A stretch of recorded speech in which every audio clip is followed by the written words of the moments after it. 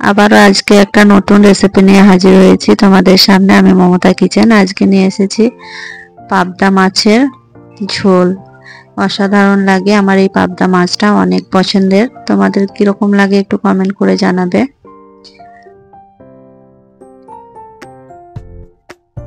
তো আমি পাবদা মাছের ঝোল করেছি, দেখো।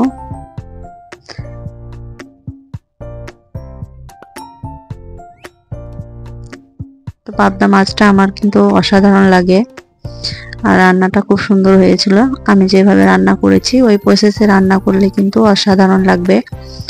একবার আমার প্রসেসটা তৈরি করে দেখবে, আমি যেভাবে রান্না করছি ওইভাবে একবার রান্না করে দেখবে, খেতে কিন্তু অসাধারণ লাগবে। মাছটা রান্না করার জন্য আমি 4টে পাবদা মাছ, জ্যান্ত মাছটা কিন্তু জ্যান্ত ছিল, তো 4টে মাছ আমি নিয়েছি।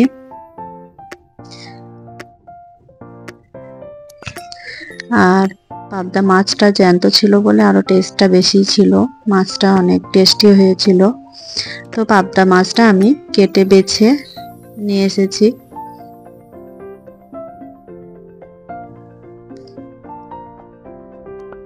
তারপর আমি মাছের মধ্যে হলুদের গুঁড়ো 1 চামচ, লঙ্কার গুঁড়ো 1 চামচ,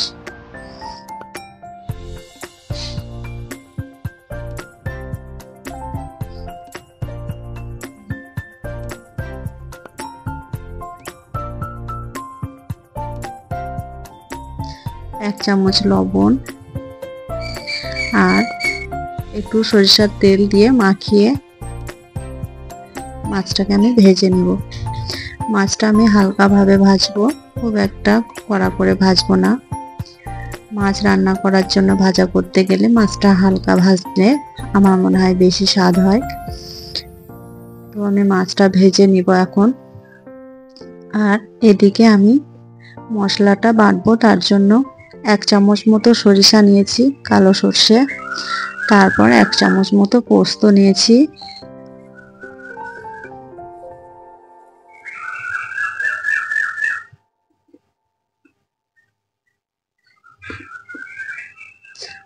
আর 1 চামচ, ছোট চামচের 1 চামচ তিল নিয়েছি, সাদা তিল।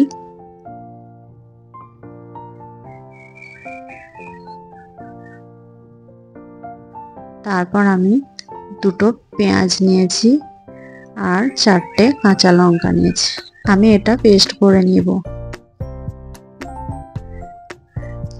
মাছে এই মশলাটা দিলে কিন্তু অসাধারণ একটা স্বাদ আসবে, আর খেতে কিন্তু ভালো লাগবে। তোমরা এইভাবে একবার মাছটা রান্না করো। তো আমি মাছটা ভেজে নিব এখন।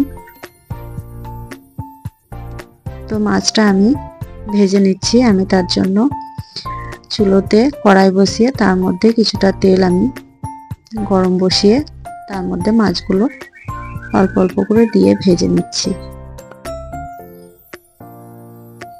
তো মাছগুলো আমার ভাজা হয়ে গেছে। তারপর ওই কড়াইতে আমি সরিষার তেল দিয়েছি।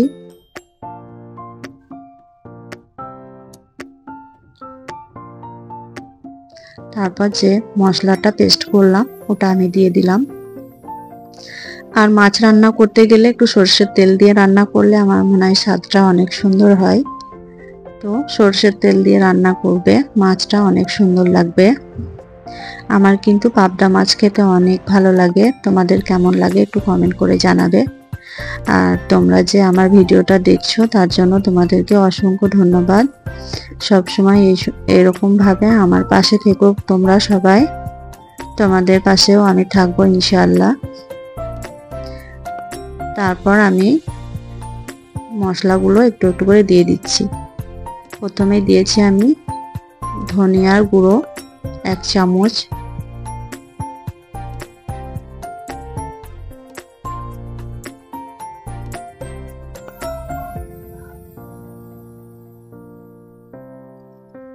তারপর 1 চামচ শুকনো লঙ্কার গুঁড়ো। তোমরা যেরকম ঝাল খাবে সেরকম দিবে। আমি মাছটা ভাজার সময় লঙ্কার গুঁড়ো দিয়েছিলাম, আবারও এখন দিলাম। আবারও কাঁচা লঙ্কা পিষে দিয়েছি, আবারও কাঁচা লঙ্কা আমি এই মাছের মধ্যে দিব। তো আমি একটু ঝাল খেতে বেশি পছন্দ করি, তাই একটু লঙ্কাগুলো বেশি দিয়েছি। তোমরা যেরকম ঝাল খাবে তোমরা সেভাবে দিও। আর তার মধ্যে আমি হলুদ গুঁড়ো আর লবণ স্বাদ মতো দিয়ে দিয়েছি।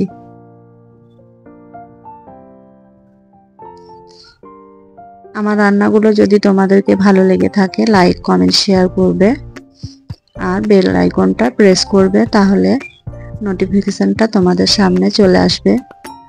আমি যখনই নতুন ভিডিও ছাড়বো সর্বপ্রথম তোমাদের কাছে ভিডিওটা পৌঁছে যাবে।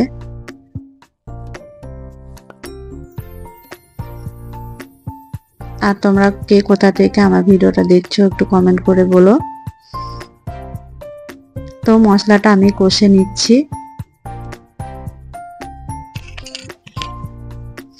মশলাটা কষতে কষতে যতক্ষণ না মশলা থেকে তেল ছেড়ে আসবে ততক্ষণ মশলাটা কষতে হবে।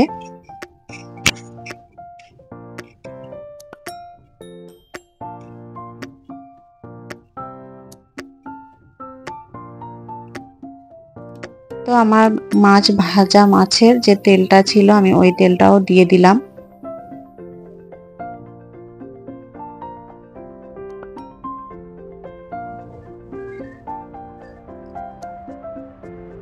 তারপর আবারও কাঁচা লঙ্কা চেরা আমি দিয়ে দিয়েছি 3টে মতো।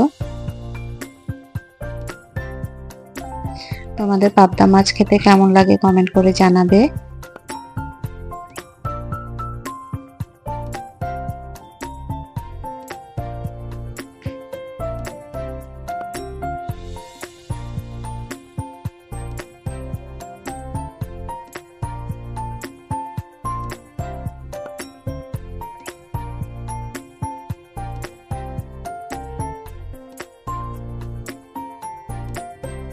তো আস্তে আস্তে মশলা থেকে তেলটা কিন্তু ছেড়ে দিচ্ছে, মানে মশলাটা আমার কষা হয়ে আসছে।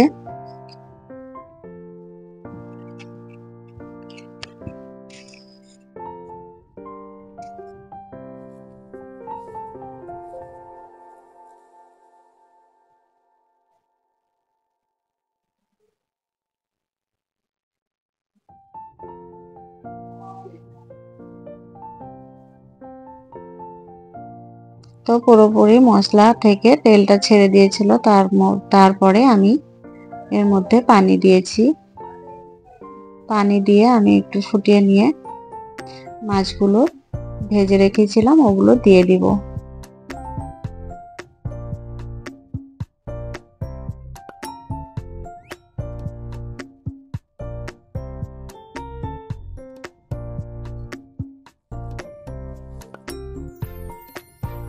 তো আমি ঢাকনা দিয়ে ফুটিয়ে নিলাম।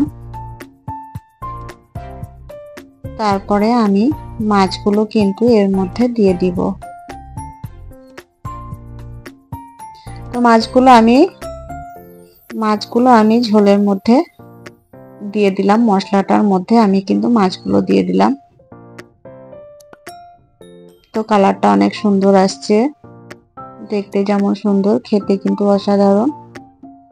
মাছটা কিন্তু রান্না করা খাওয়ার পর একদিন পর আমি তোমাদেরকে শেয়ার করছি, তাই বলতে পারছি মাছ রান্নাটা অনেক সুন্দর হয়েছিল।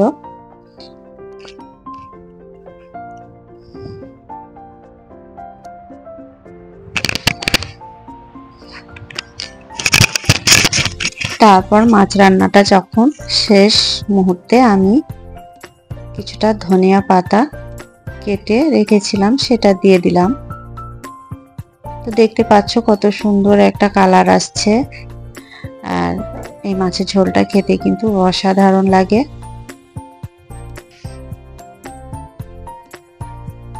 তো মাছ রান্নাটা আমার হয়ে এসেছে, দেখো কত সুন্দর কালার এসেছে।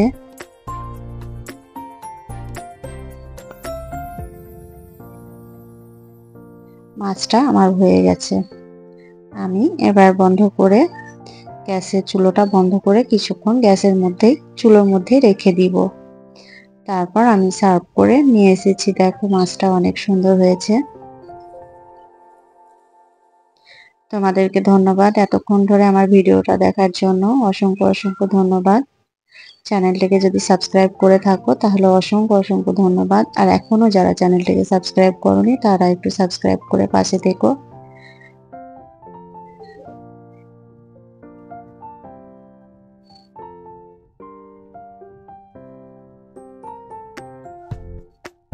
তোমরা সবাই ভালো থেকো। আল্লাহ হাফেজ।